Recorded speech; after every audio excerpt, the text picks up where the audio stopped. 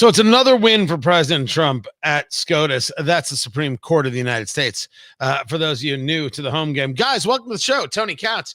The show is Tony Katz today. Good to be with you. The Christoph Vengeance right here. It's a lovely perfecto, and that's what we are smoking. Got a lot to get to. Zach Smith is going to join us from Heritage Foundation, heritage.org. We're going to get into this case and why the Supreme Court even has to say, yes, you can fire people from the Department of Education. Why are we dealing with this? And the answer is, of course, because, keeping the institution alive is very much what the left is all about. Glad you're here. Smoke them if you got them. Let's do the radio show. Landon, let's go.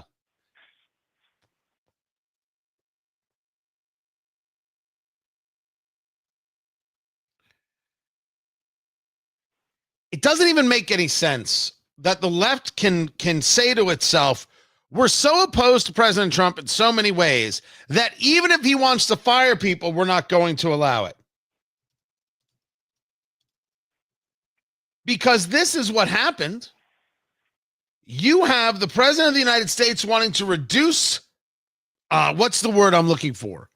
Reduce the force? Reduce the level of madness at the Department of Education. Yes, he wants to do away with the Department of Education. And yes, I agree with this wholeheartedly. But if the President of the United States wants to reduce the number of people at the Department of Education by 500 or 5,000, the president should be able to do that. Well, no. You see, this is a department that was created via Congress, and they have a mandate, and they have to fulfill Congress's mandate, so you don't get to fire anybody. Well, wait a second. If you tell me I need 50,000 people to fulfill the mandate, but I could do the math and I only need 7,000 people to do the mandate, isn't the mandate still being fulfilled? Never mind that you and I might agree that we should get rid of the mandate. Well, the progressive left says you don't get to fire anybody because what's more important than the institution existing? Well, the institution should exist to create a value for you, me, and we. Oh, no. That's not how we see it.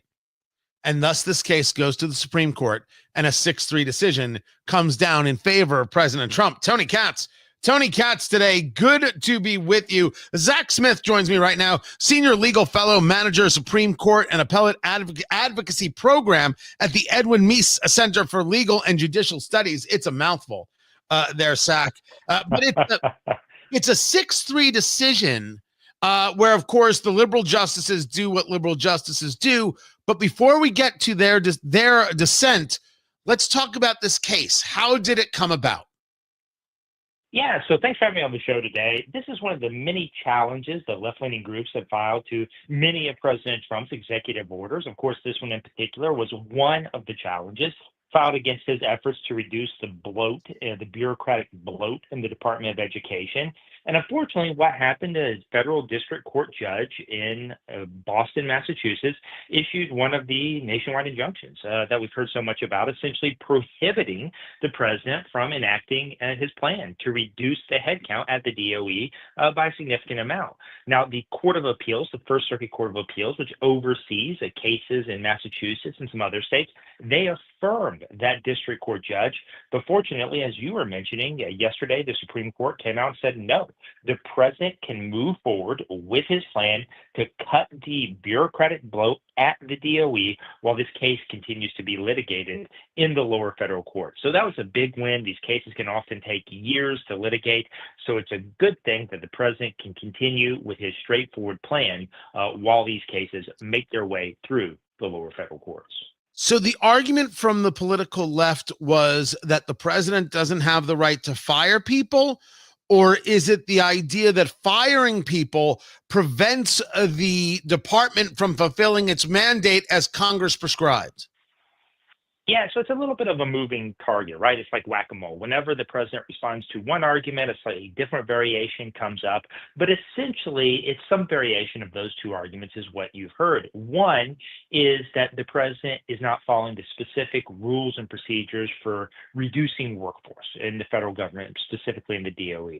The other aspect of this rule, and if you read the dissent to this opinion, very lengthy dissent by Justices Sotomayor, Kagan, and Jackson, although Justice Sotomayor was the one who wrote it, she essentially says that even if the president may have the authority to take these actions, this is really just a front for the president trying to improperly abolish the DOE. She rightfully says the DOE would need an act of Congress to be abolished, but she says the president is essentially trying to do that without Congress's authorization. There's some hyperbolic language used in that dissent, but those are essentially the variations of the arguments. Well, I don't know if it's how much hyperbolic as it was.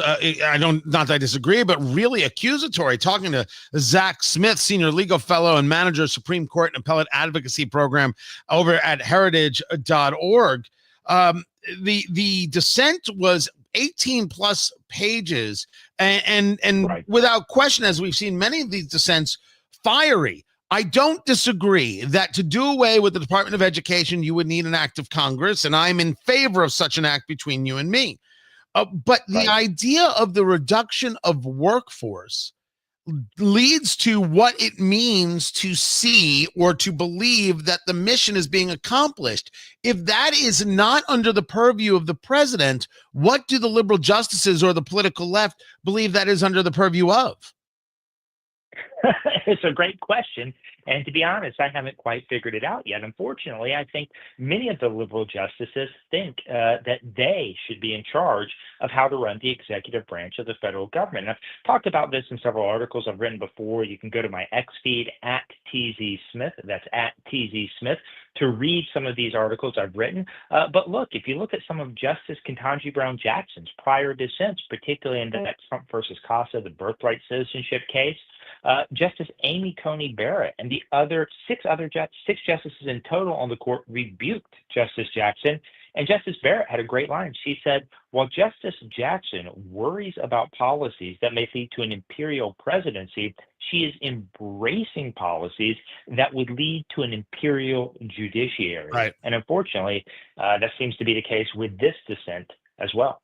So we take a look at this win from President Trump and this win, and he has had a number of wins at the Supreme Court, and there has been certainly a philosophy that is as infuriating and angering as this judge shopping is, right? We get the ruling against nationwide injunctions. Now you find a judge in New Hampshire who wants to offer a class action against levels of deportation because you might be affecting babies.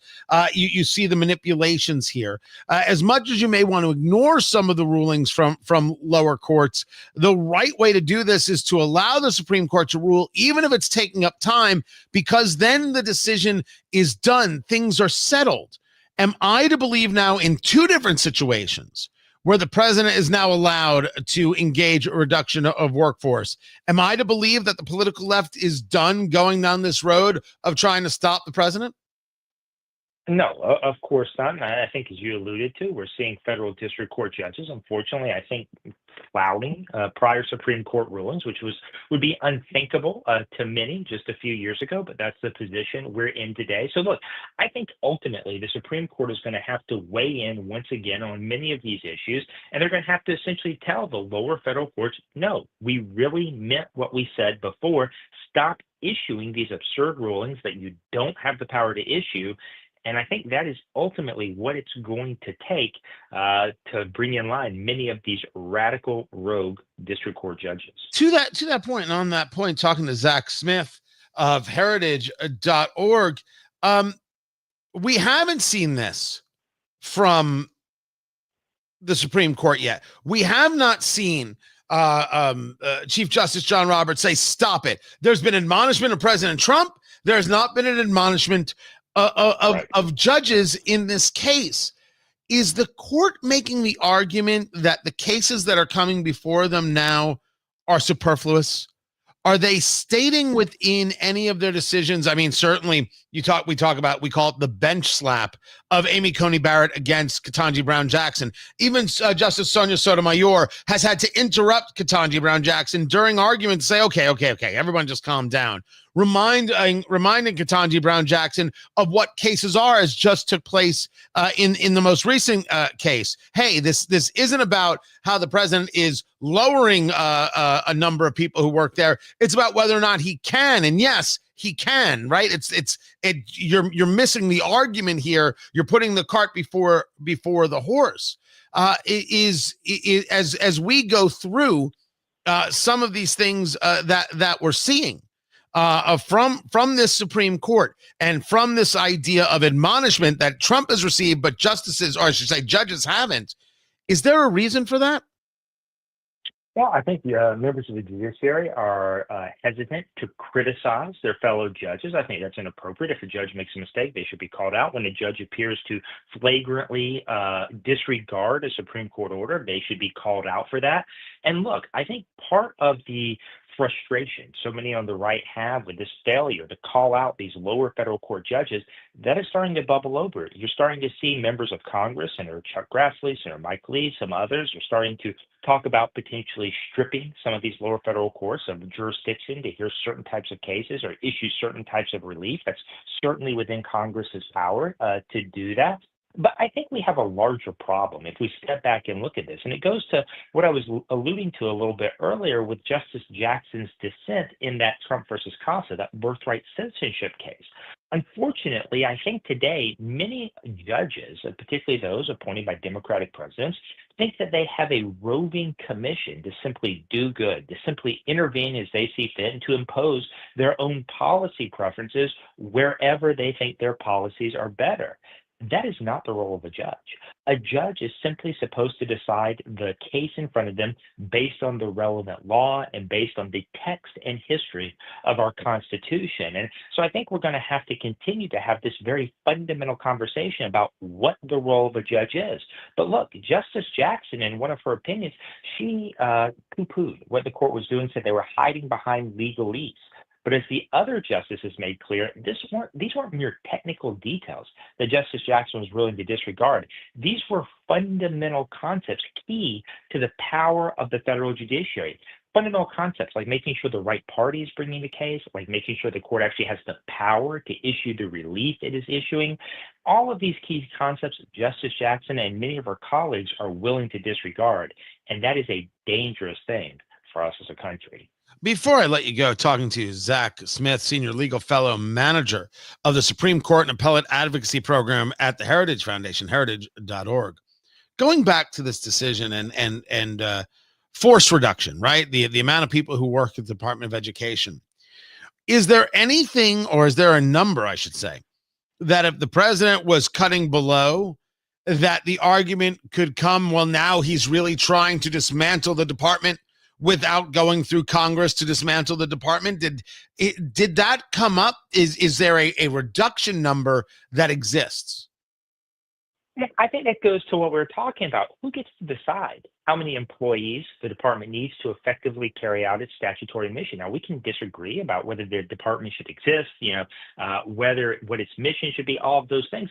But in terms of staffing, hiring, and firing, who gets to decide that? It's the president. Article 2 of our Constitution vests the president with the executive power. It doesn't vest judges. It doesn't vest Congress. It vests the president with that power. And so my answer is the president gets to decide who to hire, who to fire, and how many and how those employees should carry out their functions. That is my reasoning, and I'm just waiting to see what they come back with, because I have no reason to think they won't come back with something. Zach Smith from heritage.org. I appreciate taking the time to be with us. More is coming up. I'm Tony Katz. This is Tony Katz Today. Zach, can't thank you enough. Hey, thanks for having me on. Enjoyed it. You got it. You take care now. All right. You too. Bye-bye. There he goes. Yeah. There he goes. Look at that. It worked. I'm very impressed. I wasn't sure that technologically we could do that. Look at us. Yeah, pretty solid. Guys, what's going on? What is going on? So here's what I noticed. The logo in the new setting, much better. It is. Much better. Oh, and I spelled Zach's name wrong at first. I felt very bad about that. I spelled it with an H. It's with a K. I fixed it halfway through. We're very fancy over here. Very, very fancy indeed. Let me do this. Got oh, good. Let me write down this right here.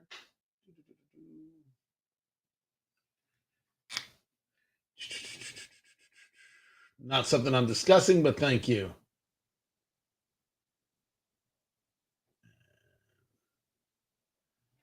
So you got Mike Waltz, who was the he was the NSA, and he was part of that Signal chat.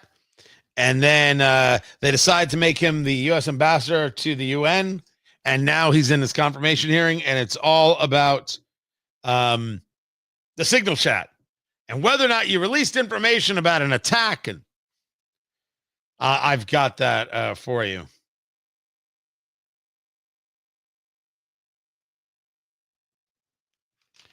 Oh, so much to get to. Guys, what do you got going on?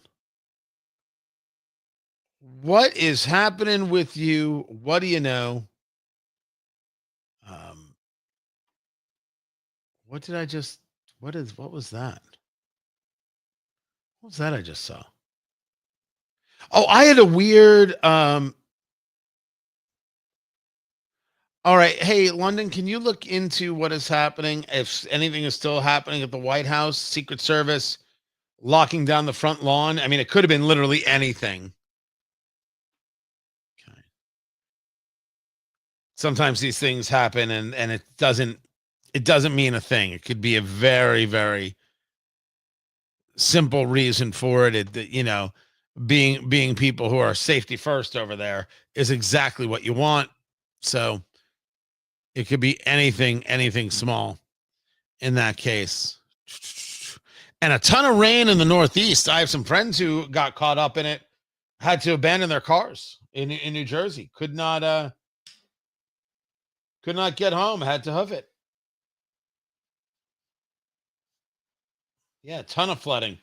I guess Al Gore was right. Not right. Not in any way accurate at all.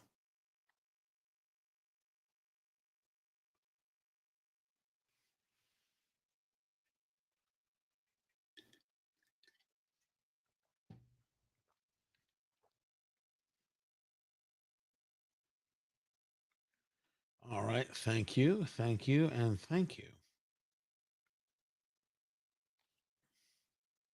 Sorry, guys, just getting myself ready for what's next here.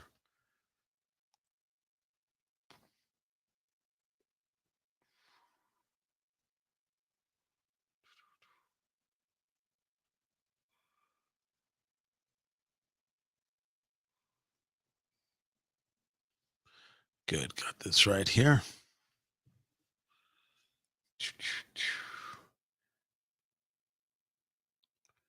Daniel Schwartz, how are you?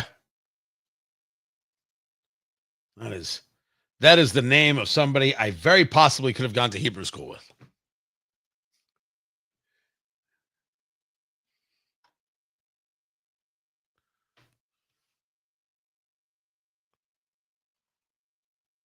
We both know Signal is not an appropriate, secure means of communicating highly sensitive information. And yet, on March 24th, the Atlantic magazine published a series of Signal messages, including sensitive information about a U.S. military operation against the Houthis in Yemen, involving you and several other Trump officials.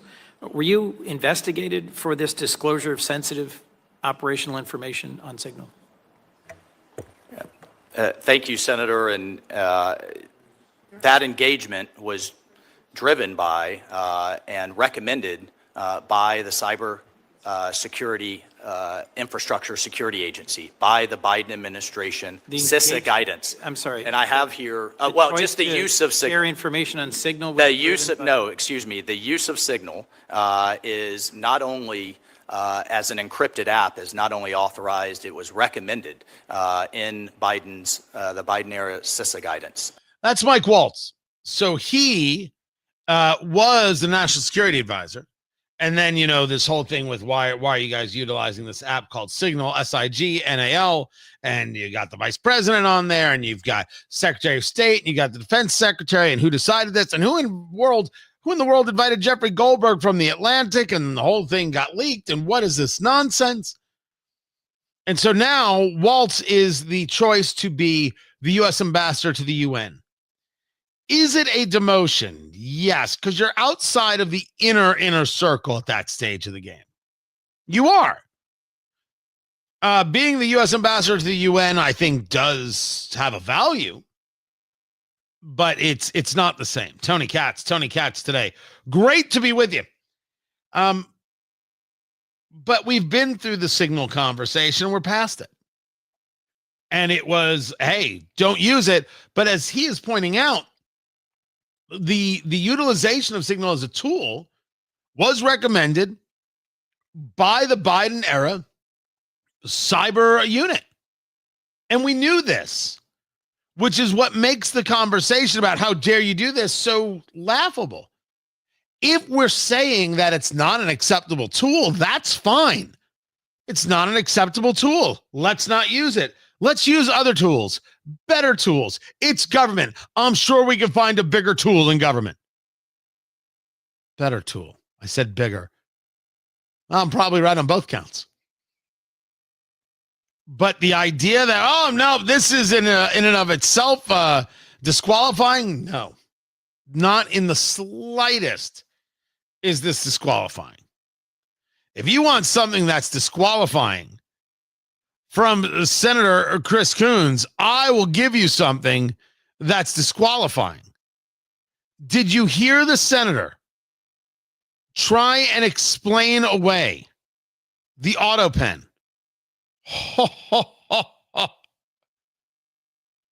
Senator Chris Coons trying to explain what it is that Joe Biden, and I should say the cabal that was running the country instead of him, about the Biden administration utilizing the auto pen to sign pardons. Casey Hunt asked the question. He's like, I only learned about it through my staff. Sir, finally, President Biden gave an interview to the New York Times where he defended his use of the auto pen. Do you think it's productive for him to be talking about that at this stage? Look, I missed the story today, but my folks just updated me on it. Apparently, there were Republicans suggesting that somehow President Biden didn't make the decisions, didn't sign off on all the different pardons that happened at the end of his administration. I think squabbling over whether he personally signed every single one or knowingly approved every single one isn't particularly constructive. He clearly made those decisions. I would have to ask whether President Trump signed every one of the hundreds and hundreds of pardons that he issued. Okay. Biden decided, Trump didn't. Got it. Sure. Whatever it is you say. God. But Mike Waltz is the problem? We're squabbling over whether the president of the United States was aware of the pardons put in front of him, whether or not he actually signed them or an auto pen signed them, whether or not he gave the directive for them to be signed, and whether or not changes were made to the pardons without his knowledge. But sure, it's just squabbling. You want me to take these people seriously, right? Hold on. Can I just kind of, they want me to take this. They want me to take him seriously. I should vote for the people he says to vote for. That's the argument. That argument doesn't work. That dog won't hunt. That is amongst the sillier things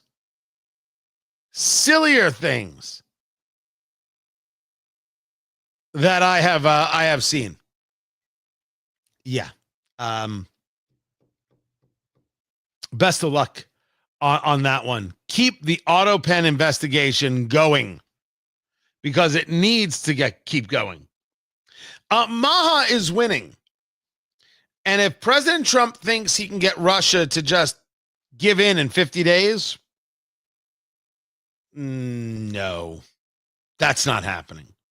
Keep it here. I'm Tony Katz. This is Tony Katz Today.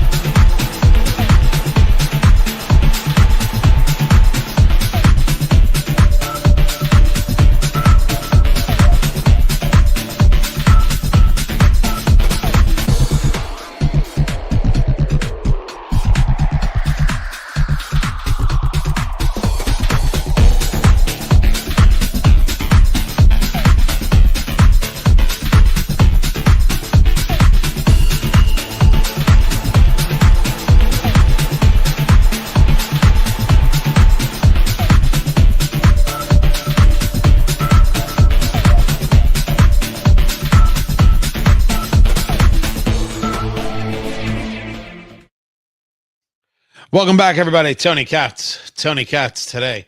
You know, I do other people lean like this? Is just, am I too casual?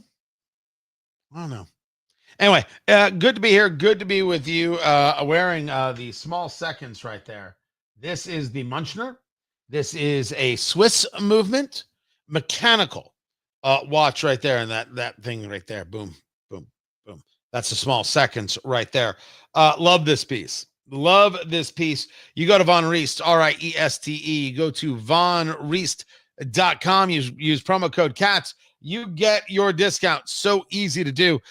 Great timepieces made right here in America, assembled in Indiana is where they are assembled, and you get fantastic timepieces, and you can wear them every day. You can wear it just for the high holidays. I'm not here to judge. Pass it down through the generations. It's going to last. Von Riest, RIESTE. Use promo code CATS and get your discount. Do that immediately, if not sooner. Let me see. What else am I missing here?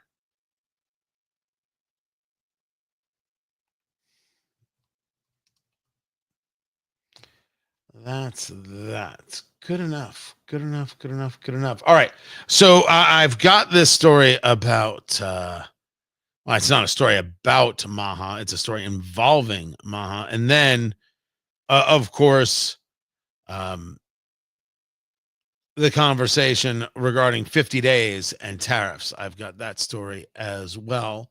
And I've got Caroline Leavitt. So, you know, we got a whole thing. I mean, she's not doing a presser today. I have some audio from her. So glad you guys are here. Don't forget to go to TonyKatz.com, be a part of what we're doing. You should do that immediately, if not sooner. Thank you. Thank you very much.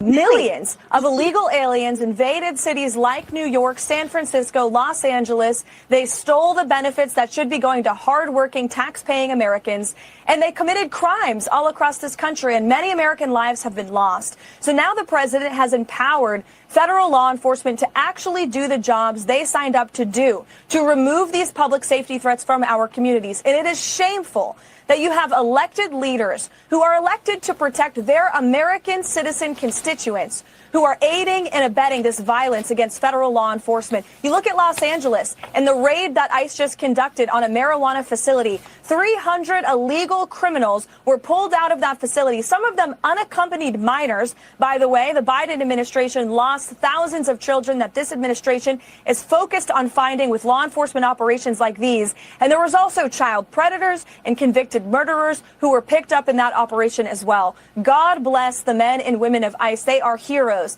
and they are great men and women who put on that uniform every day and deserve to go home safely to their families at night.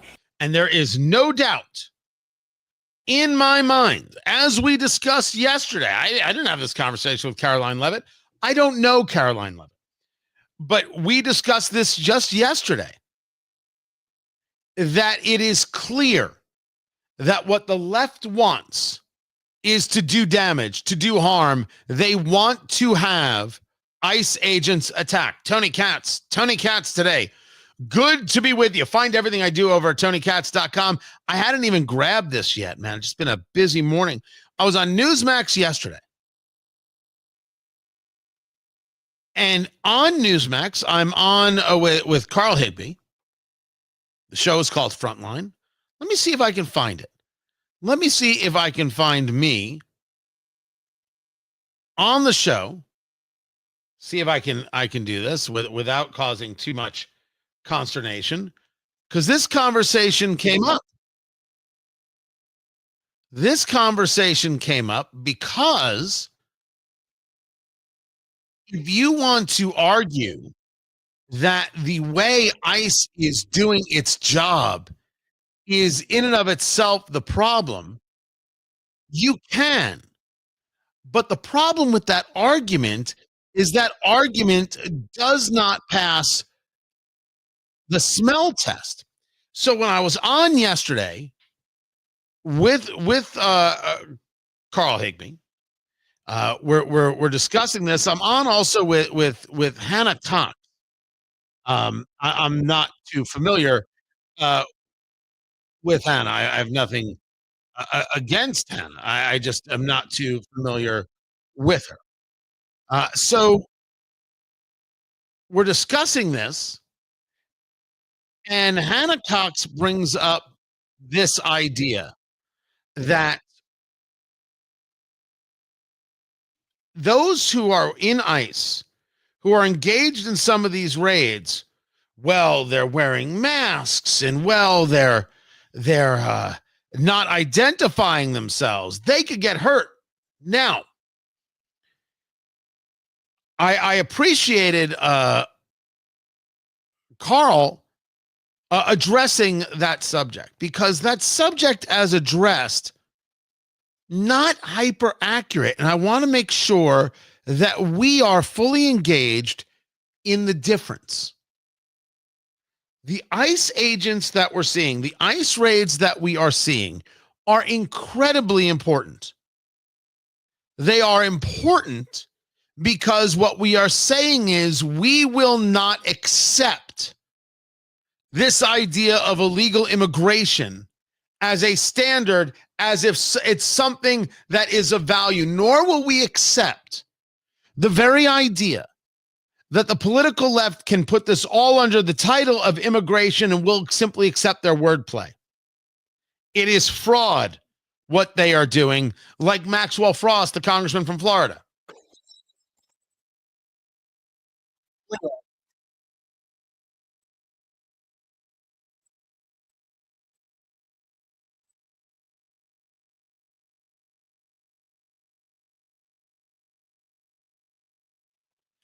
That's psychotic. These are people who are here legally. They are not being kidnapped. They aren't being disappeared. They are not citizens. That's the story.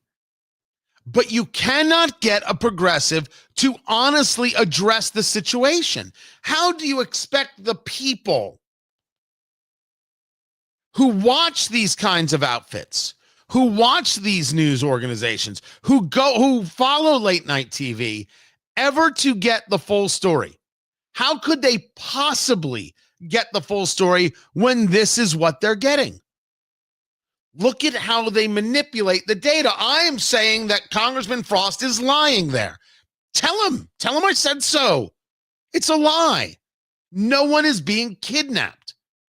We must start with the idea, with the philosophy that what he is saying is nonsense. Now, some people didn't hear what he said. I'll gladly share it with you again. What I'm telling you is, when you hear this, we have ICE federal agents pulling up, terrorizing our communities, hopping out of unmarked vans, stealing, and yes, kidnapping people, not giving them their day in court, and yes, human trafficking them to other nations, other countries around the entire world. That is a lie. And they don't care how much they lie. They lie because they think it's the best opportunity to tell their story. And their story is not one of law and order, but one of how dare you want law and order.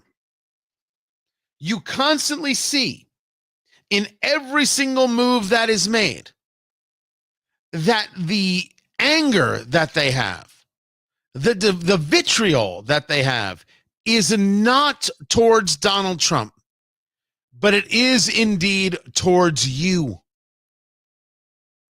You want to have illegal immigrants gone. You want to end the fentanyl crisis. You want safety and security. You don't want people attacked by people who shouldn't be in the country. You're the problem. This is their argument. This is the totality of their argument. Every day.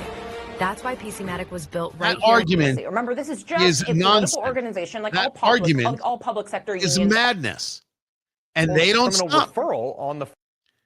So I was on Newsmax yesterday, and ICE agents. we're President having Trump this is giving conversation federal about the immigration attack agents total authority. on ICE agents, Those arrested, and Carl today plays the clip and from Sonny Hostin.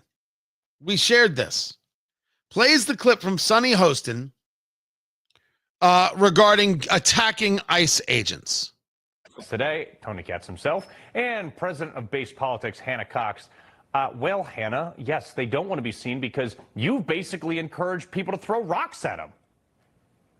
Well, I think it's sort of a tough situation, Carl. You and I are both staunch defenders of the Second Amendment. And I have to say, if a man in plain clothes and a mask starts running at me, I'm not going to wait around to ask questions or see if he's carrying a badge. So I think this does present a Second Amendment issue. I think that it is creating situations where you're going to get people hurt on both ends. Now, I argue that Hannah has a misread of the situation, but Carl Higbee jumped in.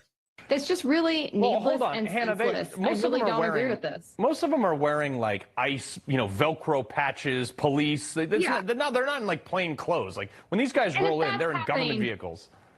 Right. If that's happening, absolutely no excuse, no tolerance. We do not use violence to move the needle in this country. That is a long-standing principle that must be protected and upheld. But I do think there is a line here where they need to be sure that they are clearly presenting themselves. The heads of ICE need to do that for their own safety and for the safety of the people that they are arresting and even those around them, innocent bystanders. Obviously they're coming into places of work where there are many citizens working as well. And so we don't want to see people getting caught up into violent scuffles. It came to me, and I believe that this is a misread of the situation, which I explained. Tony? Well, first, I would assume that ICE understands its policies, procedures, best practices on how they handle a specific situation, specific group of people, etc. That's actually not the conversation here. The conversation from Sonny Hostin is these guys deserve to get hurt. That's the conversation that's happening on the political left. Yeah. Unmask them so we can find them, so we can use facial recognition, so we can dox them, so we can get them hurt. Oh, you're going to leak a decision from the Supreme Court? And now we're going to use that to go threaten Supreme Court justices. It is the same mathematics, the same playbook. That's the fundamental problem. Progressives like Sonny Hostin, allow me to say it clearly want ICE agents to be hurt and or killed, and that's despicable. Yeah. That's where we're at.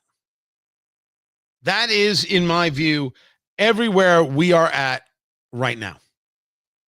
And so as you see this conversation grow, you see that the conversation lends to, well, if these ICE agents get hurt, well, it's on them.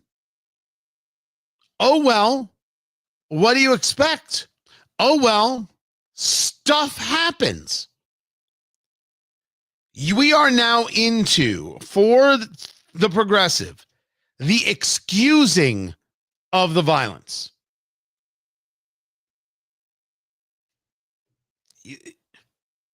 Not only excusing it, but appreciating it. Like how the left during the world of George Floyd would manipulate the words of Martin Luther King Jr. The riot is just the language of the unheard. Well, of course they're going to riot. It's just the language of the unheard. Does that explain why they burned down the businesses in the downtowns of Minneapolis? Why they destroyed the businesses of Seattle? Why they killed people? That's what I thought. I'm Tony Katz. This is Tony Katz Today.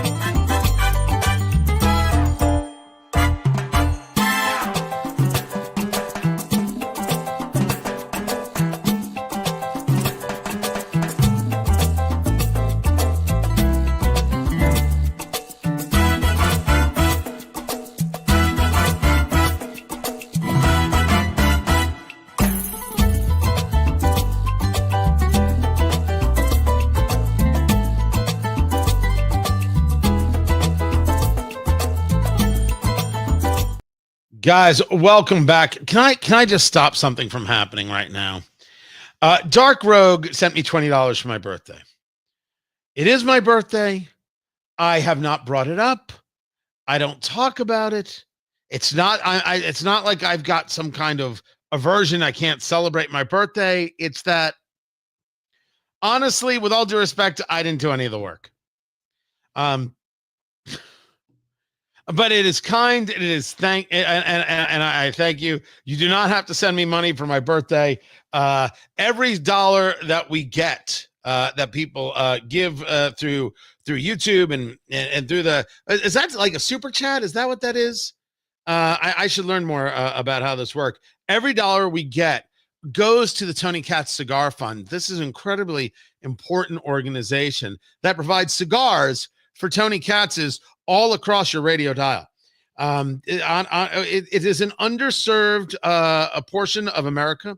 And what we're trying to do is trying to provide the underserved Tony Katz's a chance to feel good about themselves. And we do that with a cigar and sometimes some bourbon, and really just to let Tony Katz's know that they're good enough, they're smart enough.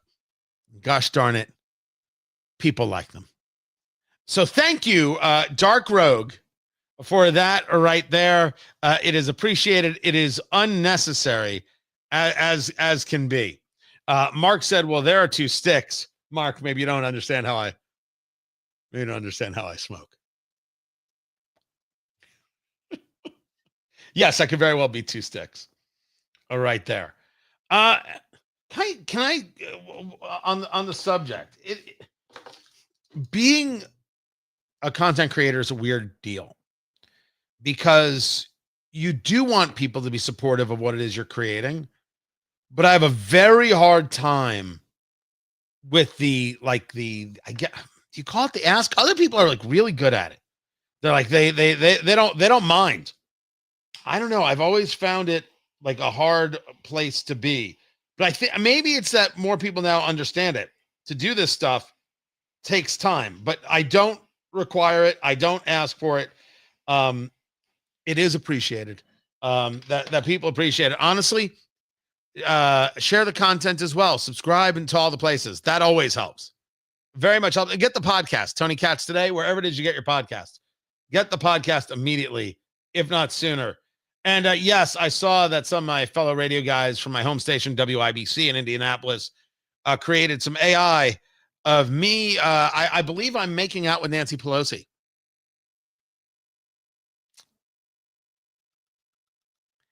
So, yeah, that was not cool. Not cool at all.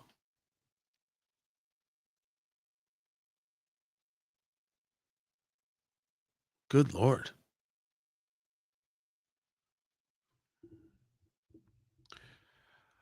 So Mike Waltz is testifying to be the ambassador to the UN. And now Senator Rand Paul is kicking him in the face.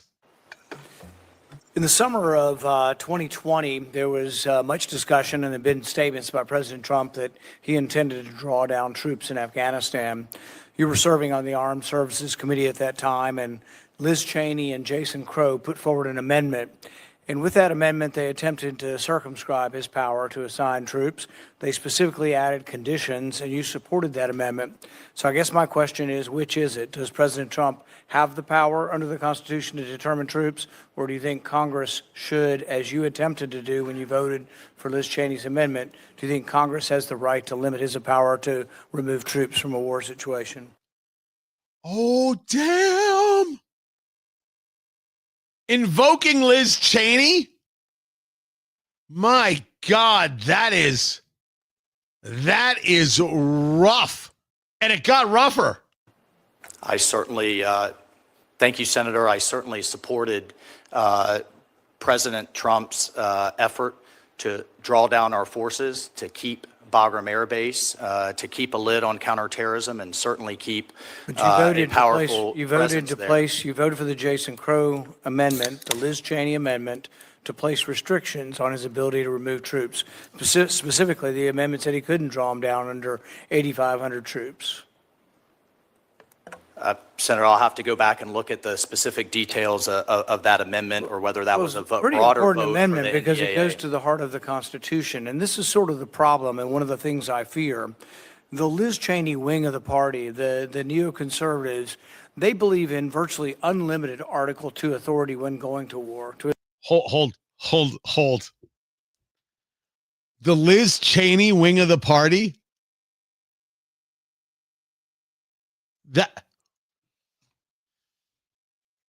That's brutal. Am I the only one? Oh, that is brutal. Oh, dear God. Are we like 4 seconds away from Liz Cheney becoming a verb?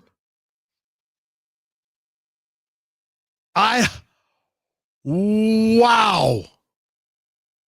And Rand Paul does not stop. To initiate war. There seems to be no limits. The idea that Congress should be involved with declaring war is sort of passé. It's old-fashioned. But when it comes to ending a war, you voted with Liz Cheney and the others to say that the president couldn't end the war, that he had to perform different reports. Here's what one of the reports said that he had to do before he was allowed to remove troops. This is the Cheney-Crow Amendment. It required a report from President Trump concerning the status of women's access to voting, education, justice, and economic opportunities. Now, I will tell you that I was not aware of that. I will also tell you this is why people hate government. This is why they hate government. We can't just be normal. We can't just do things in a normal way. We can't just say, here's what we have to do. Let's go get it done. Okay, who wants lunch? Everything is something else and another thing and another proving of their existence. And every now and again, I have someone come to me and say, you should really run for Congress. And I say to them, when are you going to write a check? And then they go, and I'm like, we're done with this conversation. But could you imagine having to do that? Fight against that? Everything with 9,000 pages of nonsense when it requires 3 sentences and just get it done? Oh, that is the Liz Cheney wing of the Republican Party? That is brutal. That's a brutal line, and it might stick. This is Tony Katz today. I'm sorry, I had not caught that. I wasn't even going to talk about it. I wasn't going to talk about it till right there. Good gosh. That is rough. Liz Cheney used to be a dependable conservative, and to Rand Paul's point, that's not such a seemingly a dependable thing as he discusses it. No one has ruined their career more. She did it to herself. I don't feel for her. Here is the story. Here's the story. No, Matt. See, no, I disagree with this one, Matt. Rand Paul, Senator Kennedy from Louisiana. Great orders, do nothing else. I cannot tell you the legislation that Senator Kennedy has put forward and whether or not it is passed and the levels of success rate. But I can tell you that I believe that this oratory that you are discussing here actually does force other conversations. And I think that there are changes that come. And I think it is valuable anytime a conversation is brought to the fore. Now, that is different than just grandstanding, because I don't think that's grandstanding from Senator Paul. Not in the slightest. I think it is an important question. What is it that you actually believe here? And are you on the side of the president as you're going to represent the country to the UN? I think that's a legit argument. We are in the radio break right now, so we take the break right here. So hang loose, smoke them if you got them. We've got much more show to get to. Glad you guys are here, and we'll be back in a little bit.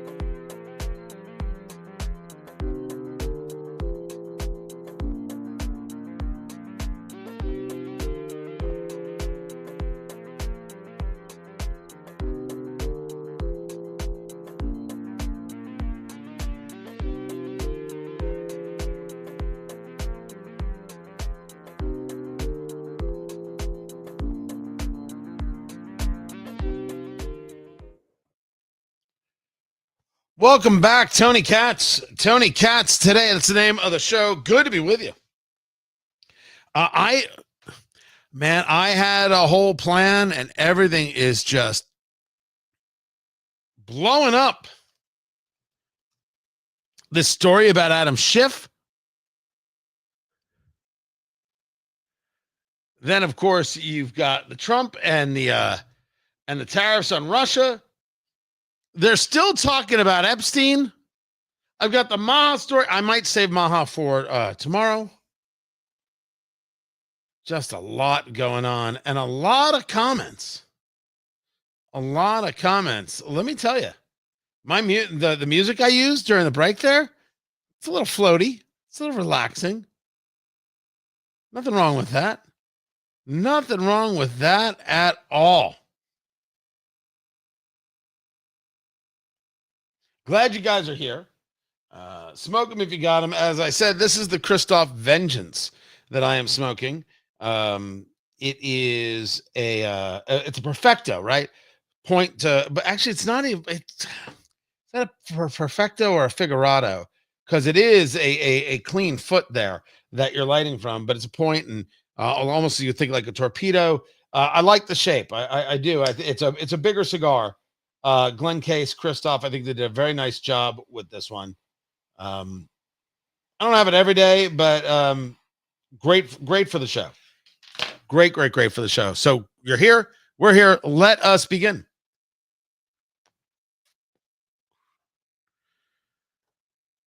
All right. I'm going to try my best to get through a ton of these things because there's a lot going on. Did you see this in the New York Post about Adam Schiff? And we're talking about housing fraud. What, isn't this exactly what Letitia James did? Buying a house somewhere else, claiming she lived there when it wasn't in New York, and so she could get a better deal on a mortgage. Well, here's the story. President Trump writing on Truth Social. I have always suspected, and he has always indeed suspected. I have always suspected. Wait, there it is. Wait, is that it? There we go. That Shifty Adam Schiff was a scam artist. And now I learn that Fannie Mae's Financial Crimes Division have concluded that Adam Schiff, the senator from California, former congressman from California, has engaged in a sustained pattern of possible mortgage fraud. Adam Schiff said that his primary residence was in Maryland to get a cheaper mortgage and rip off America when he must live in California because he was a congressman from California. I always knew Adam Schiff was a crook. The fraud began with the refinance of his Maryland property in February of 2009 and continued through multiple transactions until the Maryland property was correctly designated as a second home on October of 2020. Mortgage fraud is very serious and crooked Adam Schiff, now a senator, needs to be brought to justice. Okay, couple of things to get into right here. First, when you are a member of Congress, one of the weirdest things is you do not have to live in the district you represent. Now, I'm not 100% sure if you're talking about being a member of Congress or representative, if you have to live in the state you represent. Because, for example, Speaker of the House doesn't have to be from the House. Speaker of the House could be anybody. You can be elected Speaker of the House. I would assume you'd have to give some pretty good donations to do so, but you could be elected Speaker of the House. So I am not sure whether you have to live in the state to be that representative. However, people look at not living in the state, they don't look at that as acceptable. That has, of course, been a problem. That was the problem in Indiana with Richard Lugar. It's always been an issue. You don't represent where you claim to represent. The bigger story here is that if you claimed your residence was somewhere else, If you really made the claim of a Maryland residency, well, that's a different conversation altogether, a different kettle of fish, as they say. Schiff, of course, is since I led his first impeachment, Trump has repeatedly called for me to be arrested for treason. So in a way, I guess this is a bit of a letdown. And this baseless attempt at political retribution won't stop me from holding him accountable, not by a long shot. Adam Schiff is a liar and a fraud. It was Adam Schiff who told Chuck Todd then of Meet the Press, you know, I've seen information that shows Trump has been working with the Russians. Wait, Representative Schiff, you have this information you can share with us? Well, I can't share it with you just yet. Oh, but you'll be learning a lot about this. He lied. Just like Harry Reid, that lowlife liar. He's a liar. He's a fraud. And if there needs to be an investigation, can't start an investigation, can't stop an investigation, not going to get worked up by an investigation, not going to do it. Let them investigate. Let's see what it is Adam Schiff did and when it is he did it. But trust Adam Schiff? Oh, hell no. Then there is the possibility of secondary tariffs on Russia. And we heard this conversation yesterday where he's sitting there with Mark Rutte, the Secretary General of NATO, and they are having this discussion regarding the Russians and the war in Ukraine, how unhappy he is with the Russians, that you are going to have weapons sent to Ukraine, that it will be NATO that pays for it. And if Russia doesn't come to the table. One of the reasons that you're here today is to hear that we are very unhappy, I am, with Russia. But we'll discuss that maybe a different day. But we're very, very unhappy with them, and we're going to be doing very severe tariffs if we don't have a deal in 50 days. Tariffs at about 100%. You'd call them secondary tariffs. You know what that means. But today we're going to talk about something else. And as you know, we've spent $350 billion approximately on this war with Russia and Ukraine. And would like to see it end. It wasn't my war, it was Biden's war. It's not my war. I'm trying to get you out of it. And we want to see it end. And I'm disappointed in President Putin because I thought we would have had a deal 2 months ago, but it doesn't seem to get there. So based on that, we're going to be doing secondary tariffs if we don't have a deal in 50 days. It's very simple. And they'll be at 100%. And that's the way it is. That can be more simple. It's just the way it is. I hope we don't have to do it. I just hope President Trump is fully aware that nothing is going to move Putin. Putin is not moved by tariffs. He is not moved by the economics. He doesn't care how much it may hurt his own people. The only thing that moves the Russians is force. The end. Nothing else. The only thing that will move him is force. Now, as for the idea that the weapons are going to get paid for by NATO, the NATO ambassador, Matt Whitaker. Well, I think it's very important to know, first of all, kind of the days of the United States sending unlimited taxpayer dollars to defend Ukraine are over.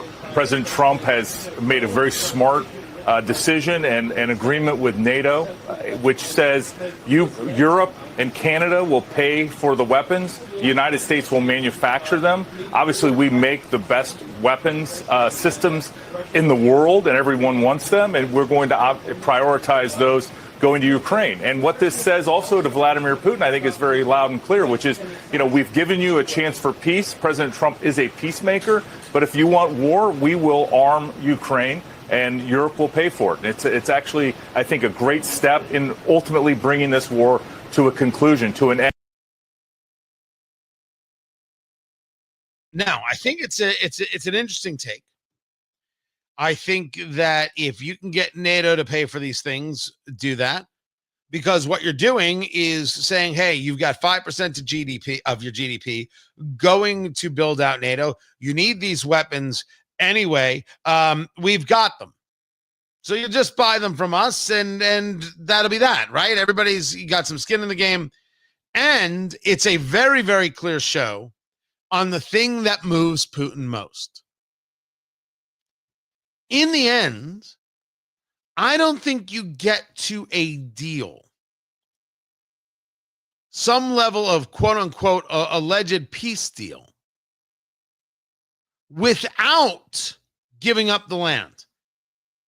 In the end, I think the land has to be given up. And it's not that I want that for Ukraine. It's that I don't see how it doesn't go down that way. And then there was this great bit of a bigotry from Anna Navarro. She's there on CNN, and she's not happy with Brad Polombo. He's a nice enough cat. I don't always agree with him. Precious leftism.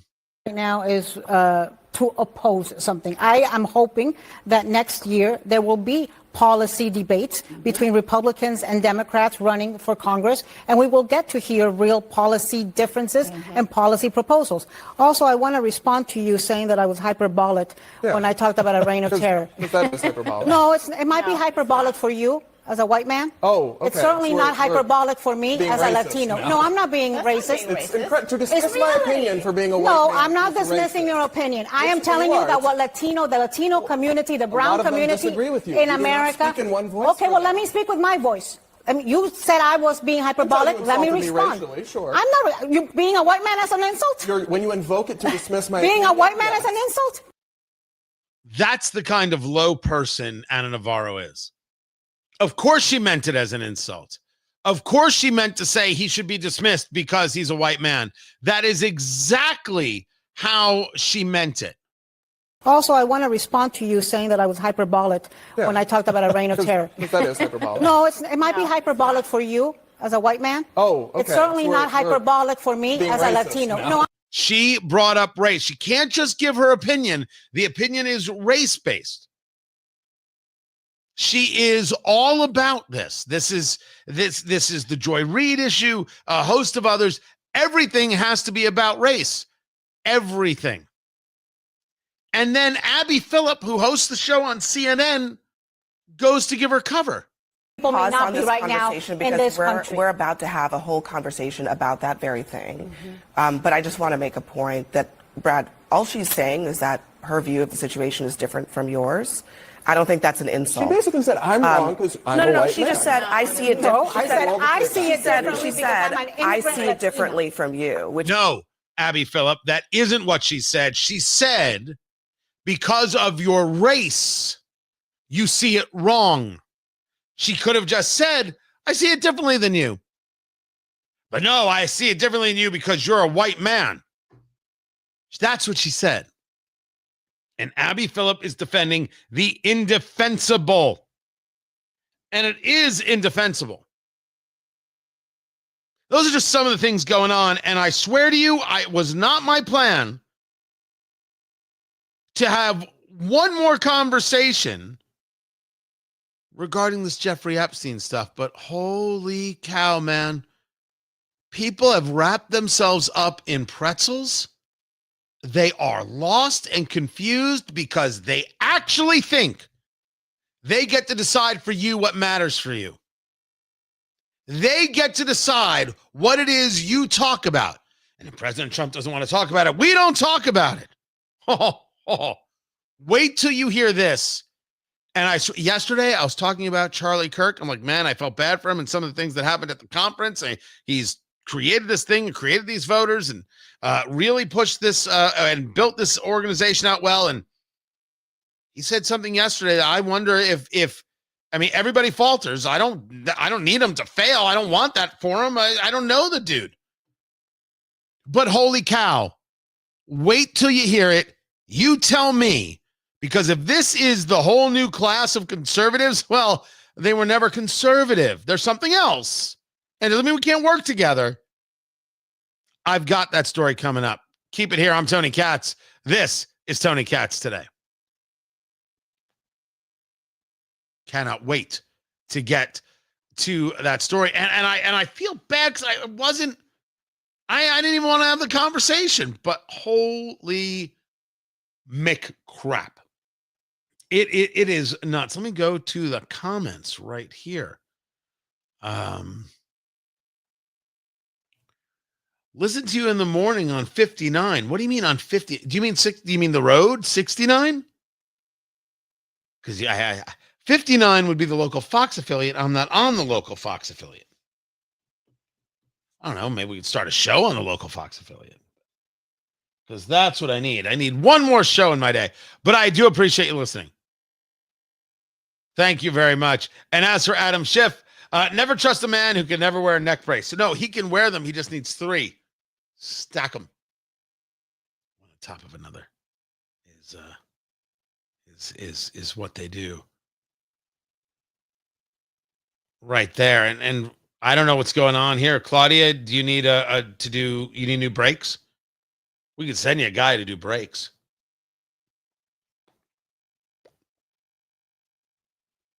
I didn't realize that this was a chat room and automotive helpline.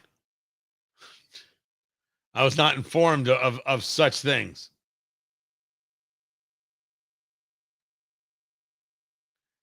So can I tell you? So producer Landon said, "Call AAA; they'll get it fixed." I'm not opposed to AAA.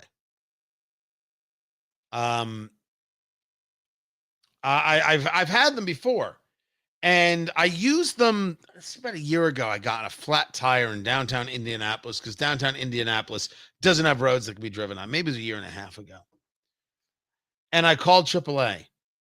And I had mentioned to a couple people I called AAA. And I'm not opposed to AAA. And they all looked at me like I was completely insane. And they're like, why do you have AAA?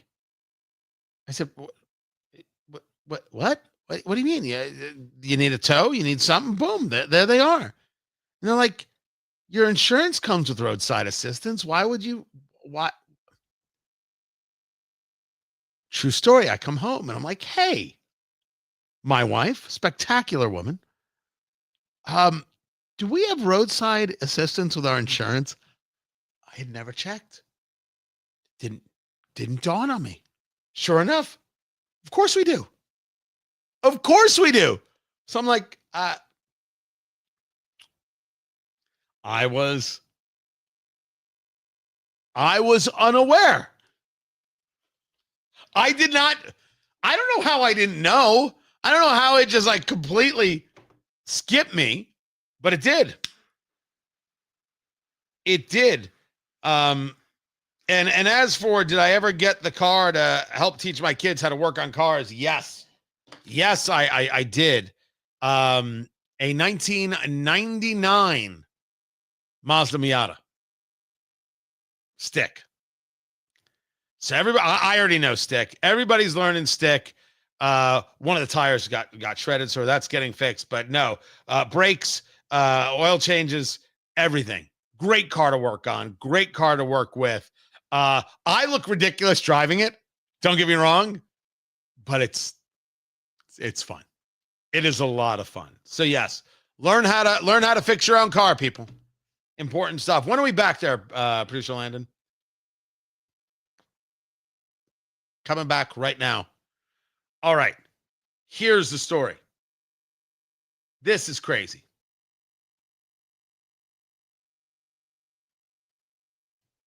Here we go.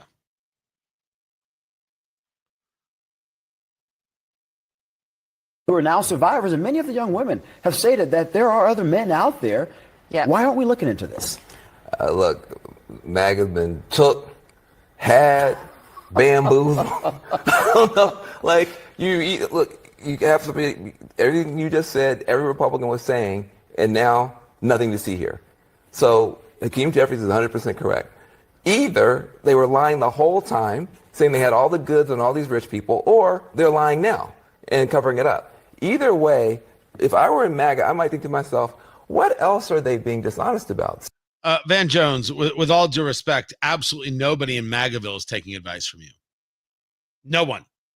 And your concept here of being had and being took, allow me to make it make sense. Tony Katz today.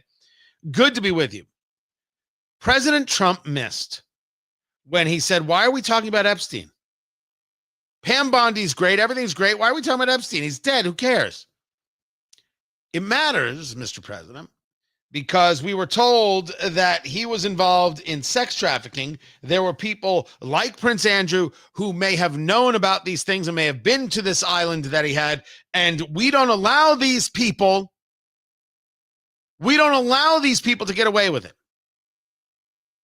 Now, do I think that Donald Trump is on a list somewhere? No, I don't, because I think Democrats would have already put that out. It would have already leaked. Do I know if there's a list? I have absolutely no idea. But Pam Bondi said there was a list. The information was on her desk. They were looking at it. And then they started handing out binders to so-called influencers. And oh, holy hell, they screwed that right up. Van Jones cannot utilize this against the right because the right is actually policing itself, something the left never does. We are demanding the answers.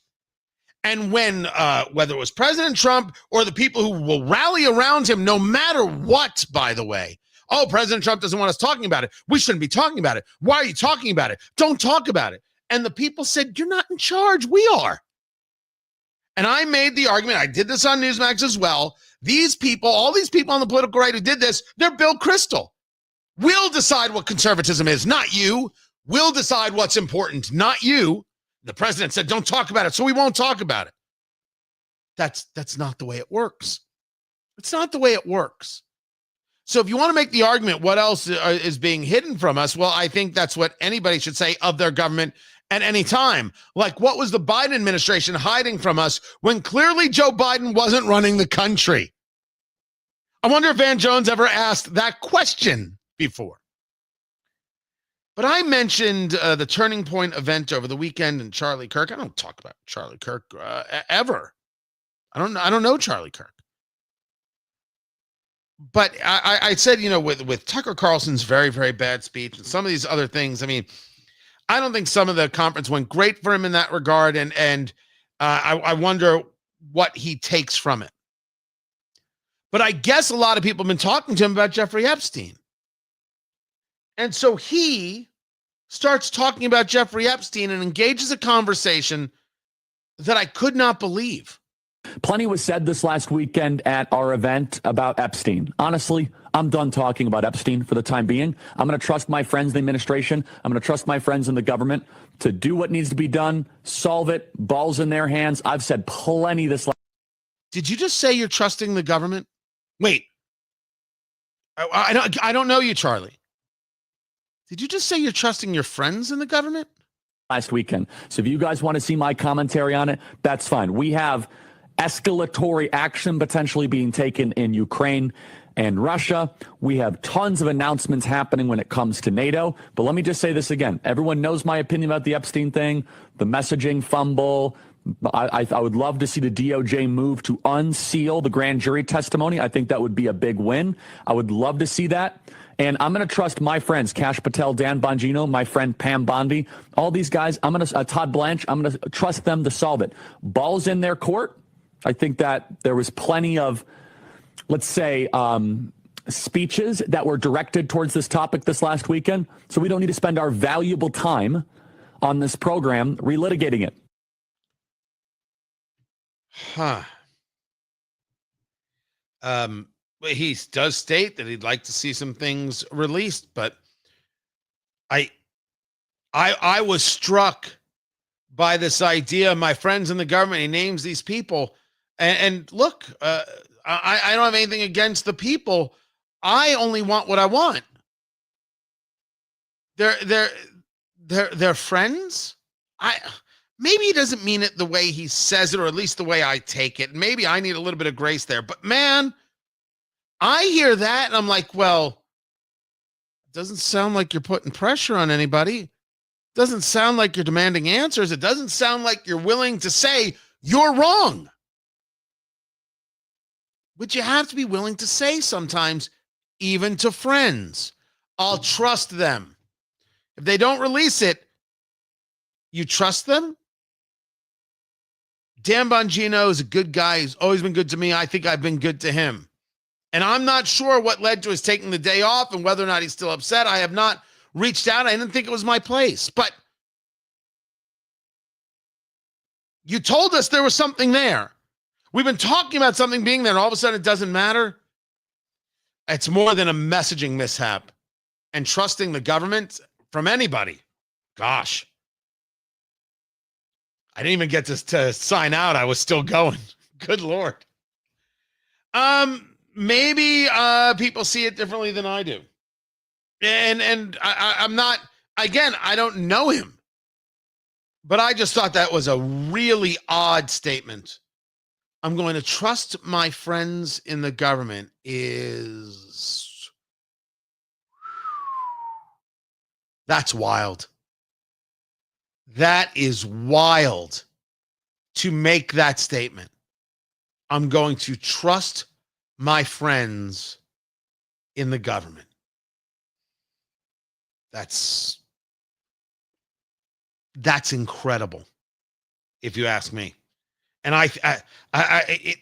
why is it incredible? Why do I say it that way? Because I think that's a credibility loser.